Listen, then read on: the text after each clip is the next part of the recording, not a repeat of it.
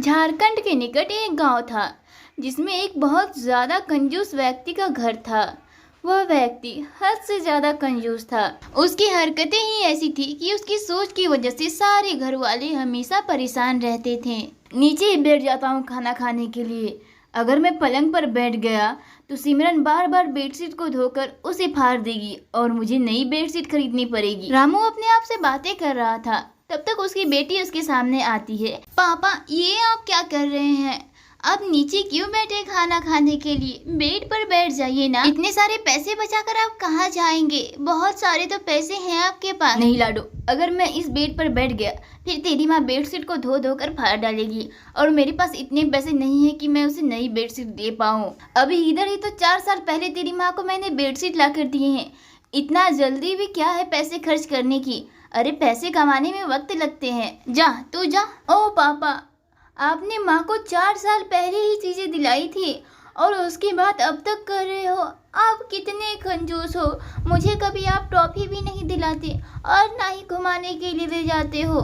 दूसरे दिन जब सवेरा हुआ तो रामू की पत्नी सज धज कर कहीं जाने की तैयारी में थी। रामू की पत्नी को मन ही मन में बहुत अफसोस होता था कि किस आदमी से हमने शादी कर ली। हे भगवान, ना जाने कैसे कर्म थे मेरे जो मैं इस आदमी के पल्ले पर गई। कितना कंजूस है, छी छी।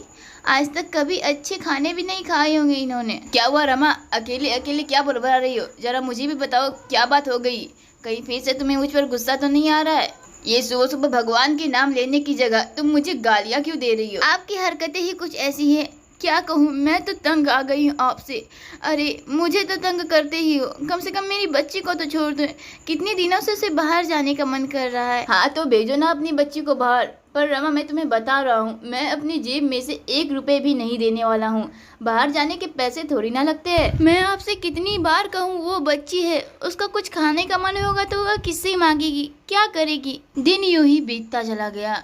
कुछ दिनों के बाद लाडो बहुत ही बीमार पड़ जाती है और दर्द से चिल्ला चिल्ला कर रो रही होती है। उसकी माँ से ऐसी हालत देखी नहीं जाती, पर बेचारी मजबूर थी। लाडो, अरे ओ लाडो, तुझे क्या हुआ? जब देखो तब सोई रहती है। आजकल तो चहल पहल भी नहीं है। लगता है मुझसे दोनों माँ बेटी नाराज है। खैर मुझे क्या, मैं तो पैसे देने वाला नहीं। रामू लाडो की ऐसी हालत देखकर भी पैसे देने से मना करता है, जबकि लाडो बहुत ज्यादा बीमार थी। दूसरे दिन दोपहर में जब रामू घर खाना खाने के लिए आता है तब उसे लाडो की माँ बहुत ही घूर घूर कर गुस्से से देखी जा रही थी। अरे रमा, तुम्हें क्या हो गया? मैं तुम्हें कब से देख रहा हूँ, मुझे तुम गुस्से से घूरे जा रही हो।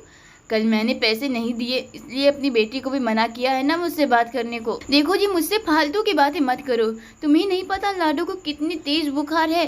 कभी तुमने उसके पास जाके उसके शरीर को छू कर भी देखा क्या? लाडो को बुखार है? मुझे माफ कर दो रमा, मुझे नहीं पता था कि मेरी कंजूसी की वजह से इतना सारा काम बिगड़ जाएगा। दोबारा से ऐसा काम कभी मत करना। तुम्हें पता है, आज मैंने लाडो को दवाई नहीं दी होती तो उसकी क्या हालत होती। तुमने तो पैसे देने से भी इनकार कर दिए। मुझे माफ कर दो रमा, मैं अपनी गलतियों के लिए बहुत ही ज्यादा शर्मिंदा हूँ। दोबारा से ऐसा कभी नहीं होगा।